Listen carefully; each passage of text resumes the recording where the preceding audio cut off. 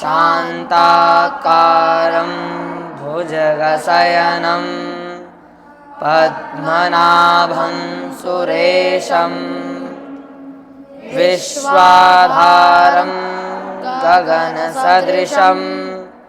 मेघवर्णं शुभांगं लक्ष्मीकान्तं कमलनयनं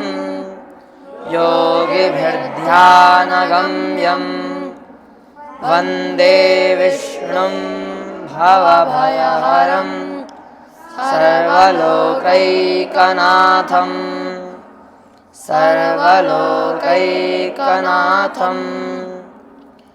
यं ब्रह्मा वरुणेन्द्ररुद्रमरुतः स्तुन्वन्ति देव्यैस्तवैर्वेदैः साङ्गपदक्रमोपनिषदैर्गायन्ति यं सामगाः ध्यानावस्थिततद्गतेन मनसा पश्यन्ति यं योगिनो यस्यान्तं न विदुः सुरासुरगणा देवाय तस्मै नमः।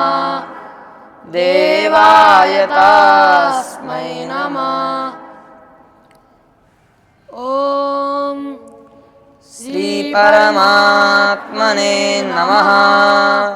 श्रीमद्भगवद्गीता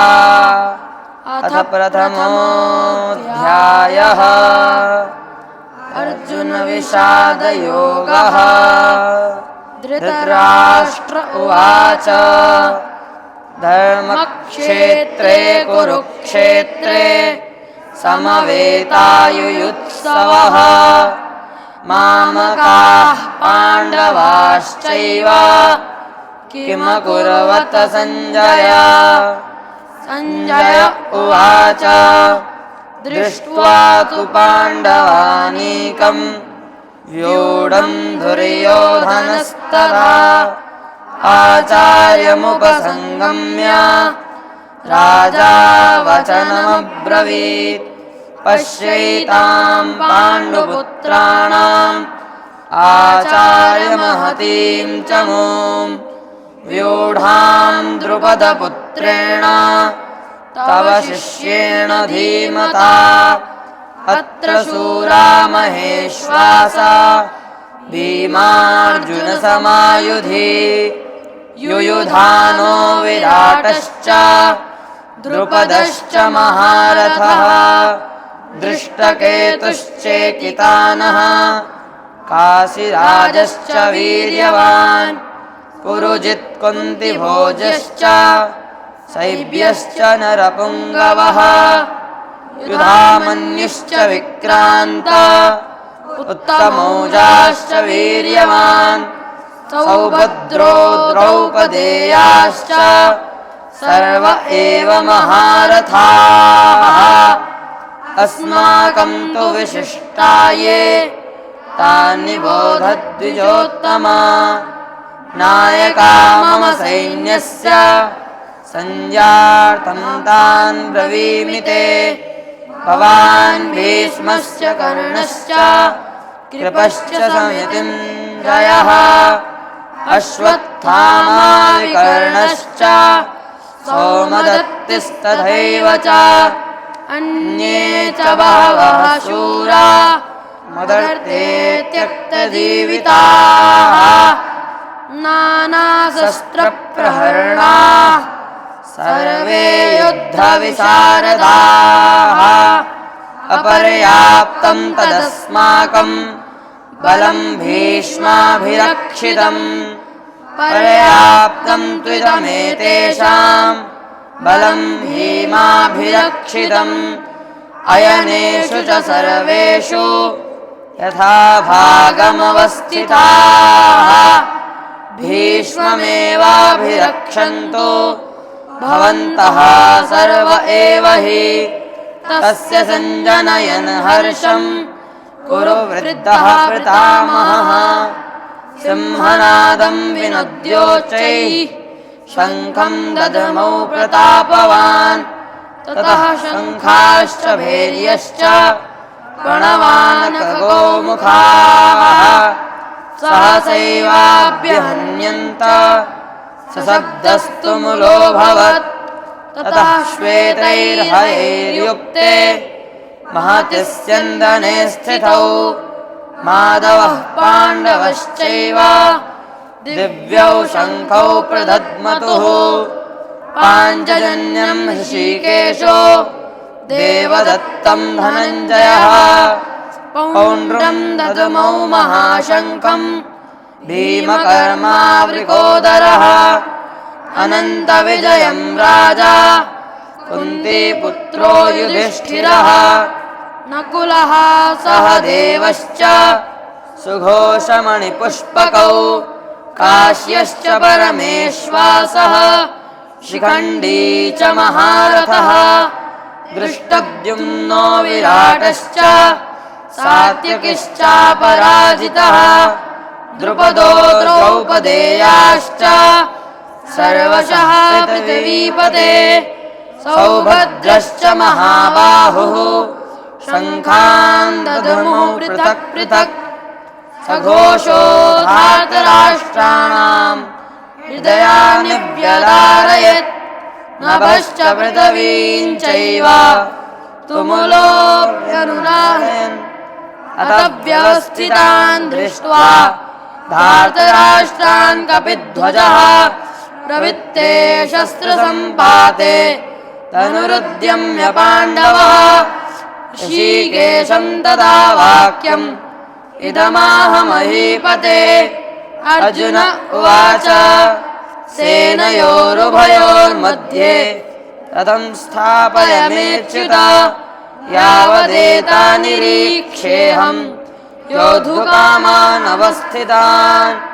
कैर्मया सह योद्धव्यम् अस्मिन् रणसमुद्यमे योत्स्यमानानवेक्षेऽहं य एतेऽत्र समागताः। धार्तराष्ट्रस्य दुर्बुद्धेर्युद्धे प्रियचिकीर्षवः।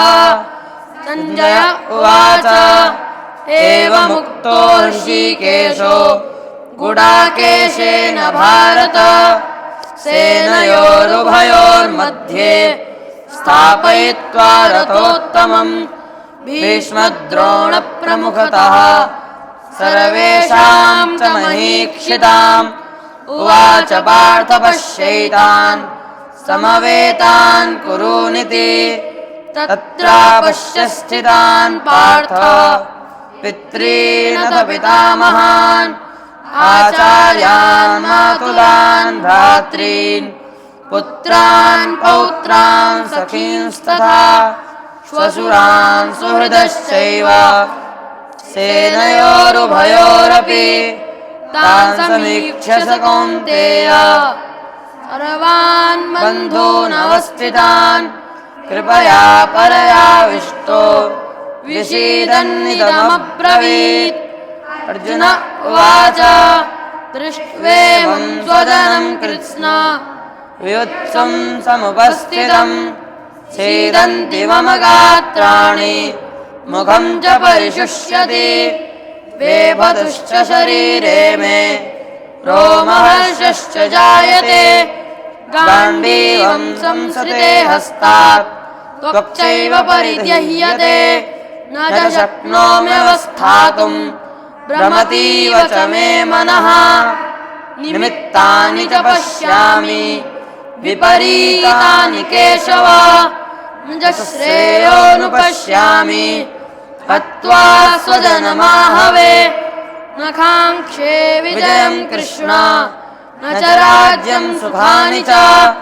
किं नो राज्येन गोविन्द किं भोगैर्जीवितेन वा येषामर्थे काङ्क्षितं नो राज्यं भोगाः सुखानि च त इमेव स्थिता युद्धे प्राणांस्त्यक्त्वा धनानि च आचार्याः पितरः पुत्रास्तथैव च पितामहाः मातुलाः श्वशुराः पौत्राः श्यालाः सम्बन्धिनस्तथा एतान्न हन्तुमिच्छामि ज्ञतोऽपि मधुसूदन अपि त्रैलोक्यराज्यस्य हेतोः किं नु मही कृते निहत्य धार्तराष्ट्रान्नः का प्रीतिः स्यात् जनार्दन पापमेवाश्रयेदस्मान् हत्वैतानाततायिनः तस्मान्नार्हा वयं हन्तुं धार्तराष्ट्रान् स्वबान्धवान् स्वजनं हि कथं हत्वा सुखिनः स्याम माधव यद्यप्येते न पश्यन्ति लोभोपहतचेतसः कुलक्षयकृतं दोषं मित्रद्रोहे च पातकं कथं न ज्ञेयमस्माभिः पापादस्मान्निवर्तितुं कुलक्षयकृतं दोषं प्रपश्यद्भिर्जनार्दन कुलक्षय प्रणश्यन्ति कुलधर्माः सनातनाः धर्मे नष्टे कुलं कृत्स्नम् अधर्मोऽभिभवत्युत अधर्माभिभवात् कृष्ण प्रदुष्यन्ति कुलस्त्रियः स्त्रीषु दुष्टासु वार्ष्णेया जायते वर्णशङ्करः शङ्करो नरकायैव कुलघ्नानां कुलस्य च पतन्ति पितरो ह्येषां लुप्तपिण्डोदकक्रियाः दोषैरेतैः कुलघ्नानां वर्णशङ्करकारकैः उत्साद्यन्ते जातिधर्माः कुलधर्माश्च शाश्वताः उत्सन्नकुलधर्माणां मनुष्याणां जनार्दन नरके नियतं वासो भवतीत्यनुशुश्रुमा अहो बत महत्पापं कर्तुं व्यवसिता वयं यद्राज्यसुखलोभेन हन्तुं स्वजनमुद्यताः यदि मामप्रतीकारम् अशस्त्रं शस्त्रपाणयः धार्तराष्ट्रारणे हन्युस्तन्मे क्षेमतरं भवेत् सञ्जय उवाच एवमुक्त्वार्जुनः सङ्ख्ये ततोपस्थ उपाविशत् विसृज्य ससरं चापं शोकसंविघ्नमानसः ॐ तत्सदिति श्रीमद्भगवद्गीतासूपनिषत्सु ब्रह्मविद्यायां योगशास्त्रे श्रीकृष्णार्जुनसंवादे अर्जुनविषादयोगो नाम प्रथमः